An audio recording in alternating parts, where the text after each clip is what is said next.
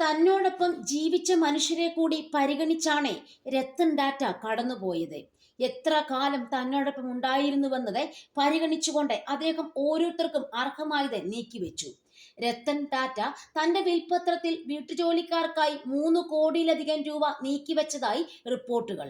2024 ഒക്ടോബറിൽ മരിച്ച രത്തൻ ടാറ്റ 7 വർഷമോ അതിൽ കൂടുതലോ തന്നോടൊപ്പം ഉണ്ടായിരുന്ന വീട്ടുജോലിക്കാർക്ക് തന്റെ എസ്റ്റേറ്റിൽ നിന്ന് 15 ലക്ഷം രൂപ വിതരണം ചെയ്യാനാണ് തന്റെ വിൽപത്രത്തിൽ നിർദ്ദേശിച്ചിരിക്കുന്നത്. ടൈംസ് ഓഫ് ഇന്ത്യ റിപ്പോർട്ട് ചെയ്യുന്ന അനുസരിച്ച് ഓരോ ജീവനക്കാരുടെയും സേവന വർഷങ്ങളുടെ അനുപാതത്തിലാണ് തുക വിതരണം ചെയ്യുക. പാർട്ട് ടൈം സഹായികൾക്കും കാർ ക്ലീനർമാർക്കും 1 ലക്ഷം രൂപ വിതരണം ചെയ്യണമെന്നും അദ്ദേഹത്തിന്റെ വിൽപത്രത്തിൽ വ്യവസ്ഥ ചെയ്യുന്നു.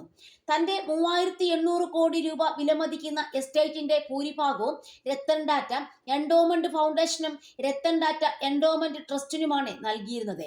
എങ്കിലും ദീർഘകാലം തന്റെ കൂടെ ജോലി ചെയ്ത ജീവനക്കാർക്ക് വിൽപത്രത്തിൽ അദ്ദേഹം പ്രത്യേക പരിഗണന നൽകിയിട്ടുമുണ്ട്.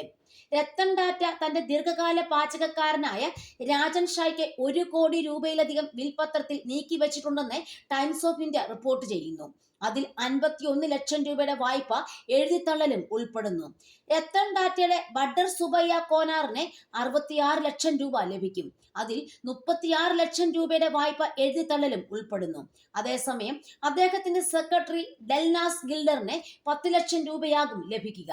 തന്റെ വസ്ത്രങ്ങൾ ദരിദ്രർക്കിടയിൽ വിതരണം ചെയ്യുന്നതിനായി NGOകൾക്ക് ദാനം ചെയ്യണമെന്ന് രത്തൻ ടാറ്റ നിർദ്ദേശിച്ചിട്ടുണ്ട്. ബ്രൂക്സ് ബ്രദർ ഷർട്ടുകൾ, ഹെർമീസ് ടൈകൾ, പോളോ, ഡാക്സ്, ബ്രിയോണി സ്യൂട്ടുകൾ തുടങ്ങിയ ബ്രാൻഡുകളാണ് അദ്ദേഹം ധരിച്ചിരുന്നത്. തന്റെ എക്സിക്യൂട്ടീവ് അസിസ്റ്റന്റ് ശാന്തനു നായിഡുവിനെ കോർണൽ യൂണിവേഴ്സിറ്റിയിൽ MBAക്ക് വേണ്ടി എടുത്തിരുന്ന 1 കോടി രൂപയുടെ വായ്പയും അദ്ദേഹം എഴുതിത്തള്ളി. ഡ്രൈവർ രാജു ലിയോണിന്റെ 18 ലക്ഷം രൂപയുടെ വായ്പ ഉൾപ്പെടെയുള്ള മറ്റു വായ്പകളും അദ്ദേഹം എഴുതിത്തള്ളി.